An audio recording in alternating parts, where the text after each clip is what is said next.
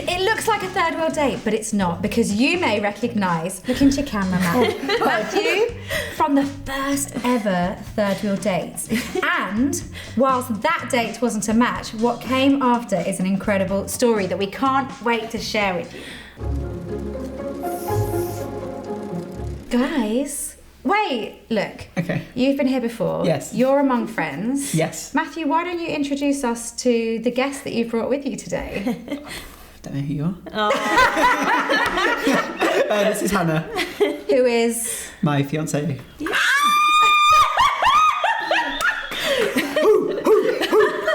your fiancé. Let's have a look at this beautiful ring. He chose very well. Oh, he did. I mean, there's a story behind it. There is. And we're going to hear it. Don't you worry.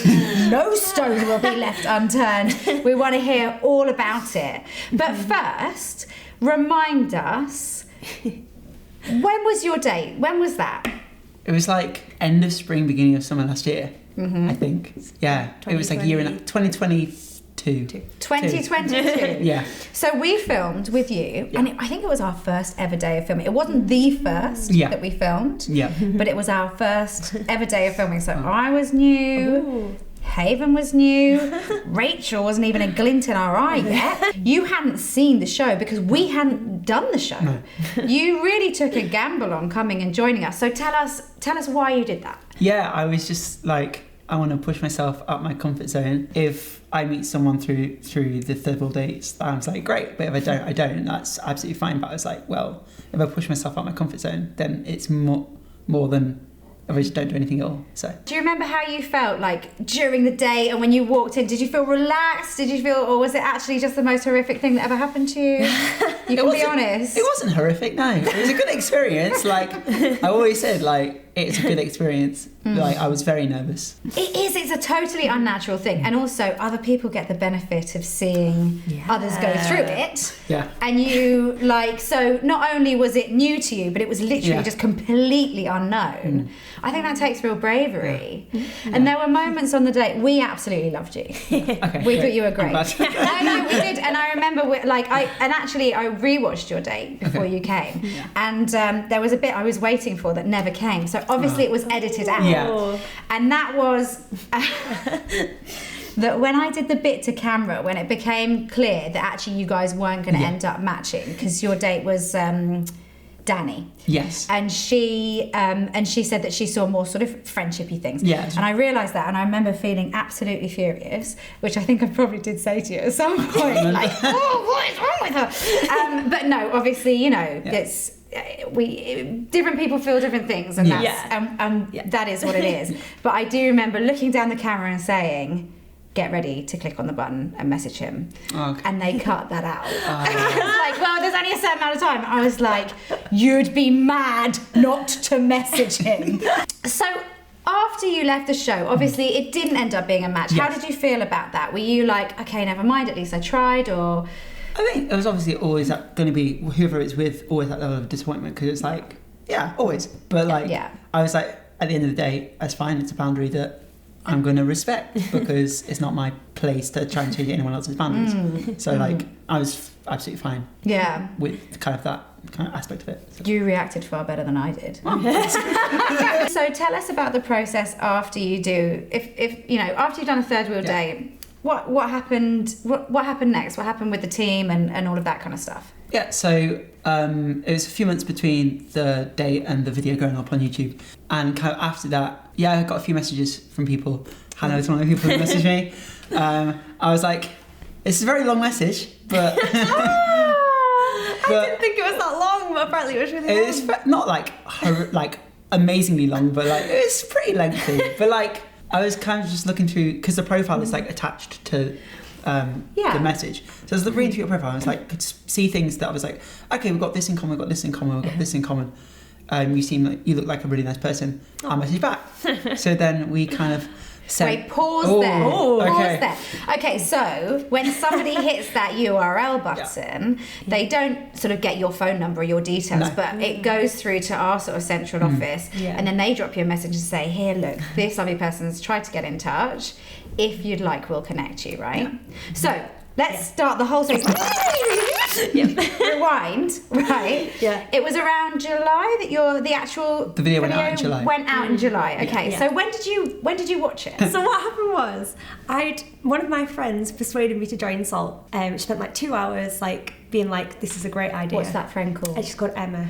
She'd met her husband on Salt. So she invited me to her wedding. I just met her, and then she was like, join. Yeah, so she persuaded me to join. Yeah. And then I had Salt for like 2 days. Just 2 days? And then I freaked out and was like, this is not for me. Okay, it's too much. I don't know. It's really hard to know what someone's like. I don't know. Yeah. So then I closed the app down. And then 2 or 3 weeks later, I suddenly remembered she persuaded me to sign up for the premium version. And I was like, I'm still paying for it. So then I went on to cancel the direct debit. And then when I went on to cancel it, I saw this notification about a video, and it said that these people had gone on a date and they'd filmed it. And I was like, who would be like brave enough or mad enough to do that? Who would sit at this table? Yeah. Like you're doing now. I was literally like, who would be able to do that? So I was like, well, watch it. So I watched the video, and then I was like, oh, he seems really nice. He seems really sweet. Oh, thanks, I'm glad. And and a bit like goofy and geeky, which I like. And then I was like, oh yeah. And then he was talking in the video about writing, and I'm a writer, so I was like, oh, this is interesting. We have a lot in common. Yeah. And then at the end, when you decided that you weren't going on a second date, I was like, oh, maybe I should message. And I wasn't sure because I didn't want to like message and get rejected. But I felt like God had been like helping me through a lot of that side of stuff, and so it felt like this was a good chance to actually take a step out. Yeah, the way I convinced myself in the end was I was like, even if he says no, at least it'll be an encouragement to him, because I thought that you put yourself out there in someone's message. Yeah. So. Absolutely. But it worked out. So tell me, when you were watching it, were there any particular moments or things where you were like, hang on, there's something special about this?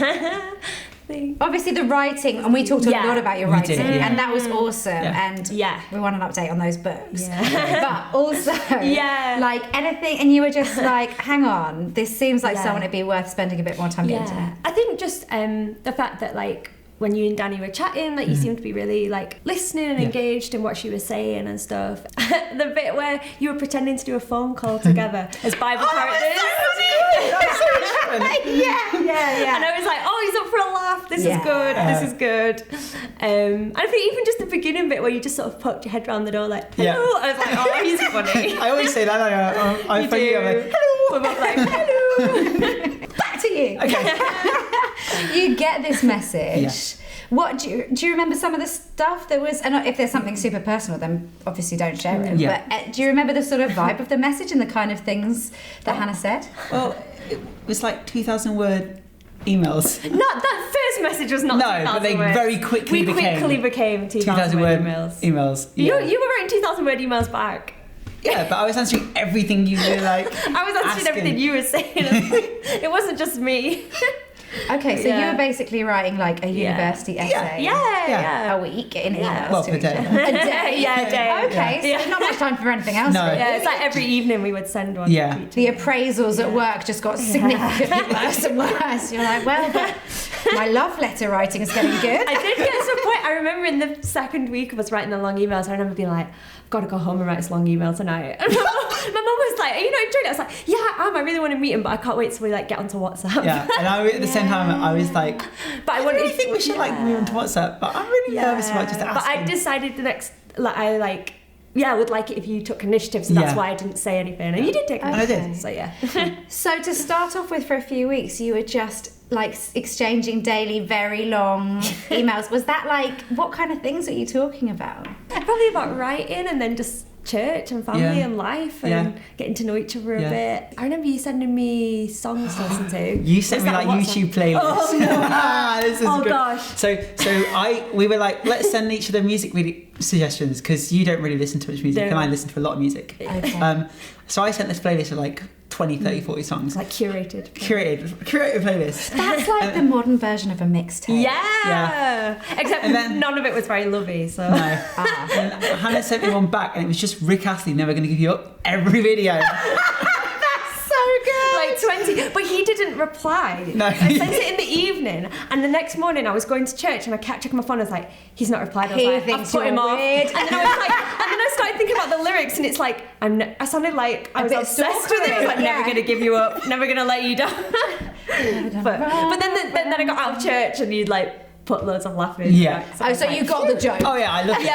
I loved it. So when did you first meet up then? September 4th. Yeah. Last year. The exact date. That for many people that would have been the day they went back to school. Yeah. Well, it was the school of life. Oh wow. So how was it? It was really good. It was great. We were both very nervous, but it was good. How fast did I talk? Matthew was talking like a million miles an hour. I couldn't even tell what he was saying. He was like, but then that helped because I was really, I don't really show it when I'm nervous, but I was nervous inside. So that made me relax knowing that I was like, we're in the same boat. Sometimes it's reassuring to know that someone else feels a little nervous tension. You know, it means that you're like, okay, I'm not in this alone. You know? Yeah. So that's cool. Yeah. But it was exciting. I remember you messaged me in the morning and said, today is the day. So I was like, that's so fun. So it was good. And where did you go? What did you do on your first date? Yeah, so I was living in Lincoln at the time and you were in Newcastle. Yeah. How long was the distance? I don't know. It used to take us like 2 and a bit hours, doesn't it, on the train? Yeah, it takes about 2.5 hours. Okay. Yeah, it's not too bad. So it's not too bad. But we met in Leeds. Yes. Yeah, we met in Leeds. I don't want to get that wrong. So we went to a Doctor Who escape room. We're big Doctor Who fans. Yeah. Oh, that is fun. This is my secret plan because I was like, an escape room will be a good way to test if we work as a team, like what how his logic's like, what he's like under pressure. Yeah, because I was like, if he was really moody under pressure or anything. Oh yeah. And I'm very competitive, so But what's quite nice about that is that you're both on the same team against the game. Yeah, that's true. Because otherwise that could be. We went to the park. Yeah. And had lunch and just chatted. Yeah. And shared testimonies and just like got to know each other. Yeah. Even more stuff. And then you guys. we went to this tropical house. Yeah. Afterwards, saw the animals, and then we missed the last bus, so we were walking back. When you got home, who's the first person you called to tell them how the day was? I rang my mum and my sister, I think, from the train station. I think my train got really delayed or something. I can't remember, but I rang them, and I was just like, yeah, we're really well. We'll see what happens. We're always like that, aren't we? We don't want to be you like. don't want to be like. You don't want to be like. No. Yeah. This is different. This is a really good one. Yeah. So you're always like hedging your bets, like, okay, so far. Yeah. So talk me through the next however many months of dating. That must have been tough, being a couple of hours away from each other on the train. Yeah. Train strikes. Yeah. I think there was one period of 5 weeks where we didn't get to see each other. Because the trains it was around Christmas, wasn't it? Yeah, it was Christmas. Yeah, and my dog was really ill, so I was ringing you up like, I'm going to have to say goodbye to my dog. But Matthew managed to meet her before. Yeah, I did. Yeah, so, but that was hard actually. I forgot about that. I can imagine that's tough. Yeah. Yeah, but then we just did lots of meeting. And how often did you manage to? Did you go for like once every other week, or did you manage more? Or once every 3 or 4 weeks. I think at least once a month. At first, it was once every 3 or 4 weeks until we were like official, and then we would meet up like every couple of weeks. Yeah. How long till you were official? Who popped the official question? So on our third day, I kind of was like, oh, do you want to? Be my girlfriend. It's a secondary school thing. Yeah. But I was going to America from one of my friends from my online friends got married. Yeah. So I was going to America like a week later. So we were like, let's wait until I get back from America and then kind of decide what we feel then. I think I was like, it would be good to have a phone call in between a day. Oh yeah, that was it. Because I was like, I thought that would be good. And you were like, I don't really like talking on the phone, but I'll do it for you. Yeah. So we did a video call. Yeah, we did. Yeah. Okay, from America. I was in Dallas when. Dallas. Yeah. And because I knew that you didn't like phone calls and video calls, I was like, I'll put him at ease. I'll do something funny when the Zoom call starts. What did you do? So like, I came on wearing a cowboy hat. And he just didn't say anything. No! And I had it on for like 5 minutes and I was like, I'm just going to take this off. I didn't think it was funny. I thought it was like a fashion choice or something. No, I thought it was funny. I thought it was funny. I just didn't say anything. So I was like, He thinks that I wear this. No, I just didn't think it was. Just need this research. Wow. I just thought Wasted on you. Sorry.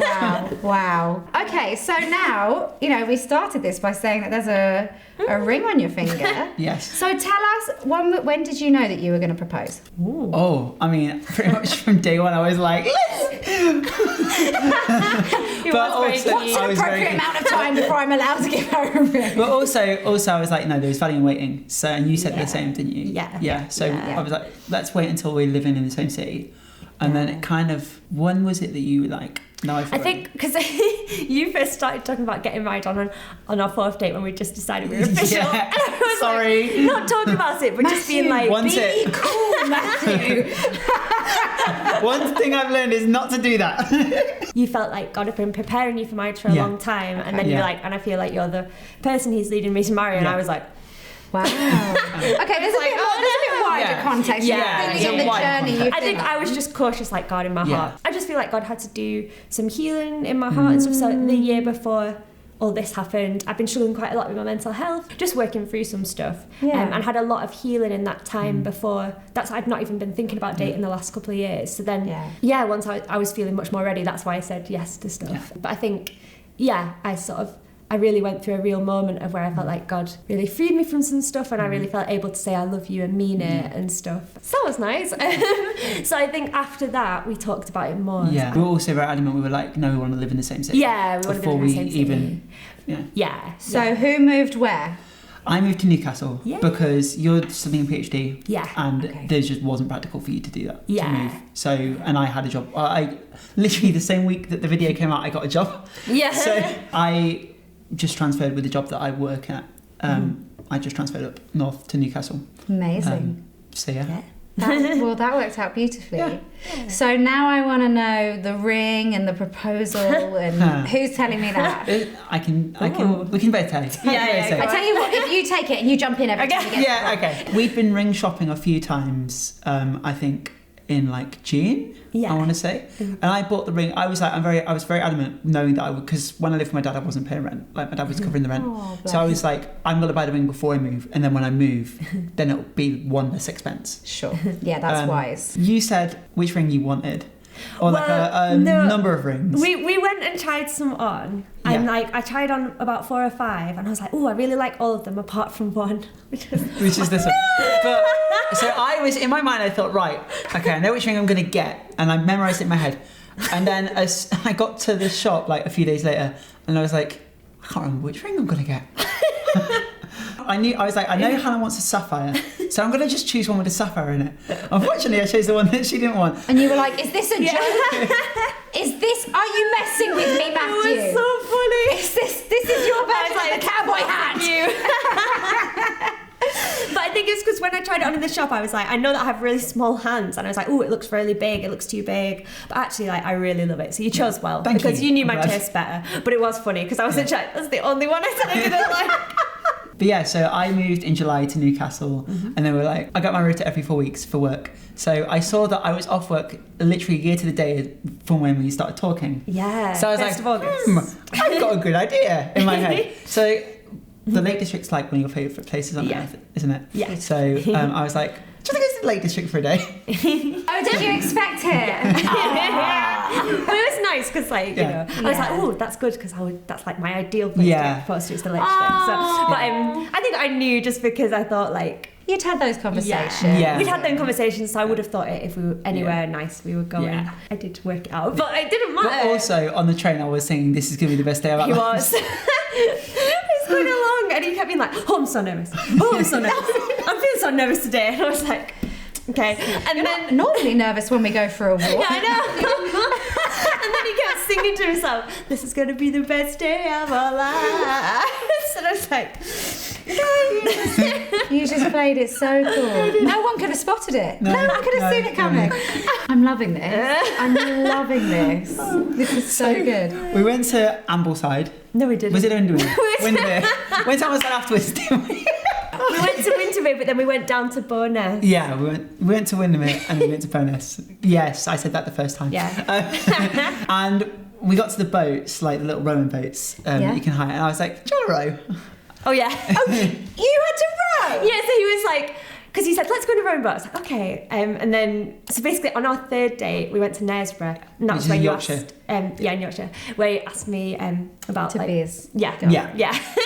And like we had a really good like heart to heart in the rowing boat, didn't we? And shared some shared stuff. a lot of stuff. Yeah. And so you were like, oh, let's go on the rowing boat. So I was like, oh, great. And then he was like, can you row? And I was like, oh. Because I had to row when we went to Knaresborough as well. And I was a bit like... You were like, this isn't sort of how I pictured but the then romantic moment. I suddenly thought, oh, he's probably going to struggle to row and propose. So I was like, okay. He'll need his hands. The thing is, I struggle to do two things at once, so I can't eat and talk at the same time. No. Okay. So like, I That's thought, why you've not touched your drink. I thought, if I can't eat and talk, I'm not going to be able to row and propose. Yeah. So I rowed us out into the lake, and then rowed us out into the lake. Yes. And then we were like, let's stop here for a bit. Yes. So the boat was very rocky. It wasn't that rocky. It was rocky, but okay. It's just your knocking knees. Yeah. I was like, I'm going to try and get up off my seat and like kneel, but I couldn't do it. So I kind of half crouched, half He was knelt. like, he's squatting. I felt like Gollum in Lord of the Rings. Brothers over in my process. Such an amazing but I did say, will you marry me? Yeah, you did. And what did you say back? I said, yes. I mean, I'd be worried if he said no. I know. It would be an awkward end to the story, I have to say. And then you were so funny because you were so worried about falling in. Yeah. So he like put the ring on, and then I was like, let me give you a kiss, and you were like, no, I don't want to fall in. So I was like, okay. So we sat at opposite ends of the boats for a while, and then I was like, Matthew, you need to come and row. Then he did eventually move and row. And then the guy at the shore was like, no, don't row into the side, because we like rowed into like the... Yeah, we couldn't get back on the shore. Yeah, so we rowed into like the bridge. And the man kept being like, you're rowing it wrong. And I was shouting back, he's doing his best. Oh, I love you guys. It was fun. So good. Tell us about the future. Tell us what's in store for you guys. Do you have a date set? Are you know where you're gonna like live, and have you sort of started putting those plans in place? So we don't know where we're going to live yet, just because we don't know what the situation is going to be like, because we get married in 2025. Yeah. So it's quite a while. Yeah, Wow. basically, so I'm in my fourth year of a PhD. Okay. So it's the final year, and so I finish this September. I'll finish September 2024.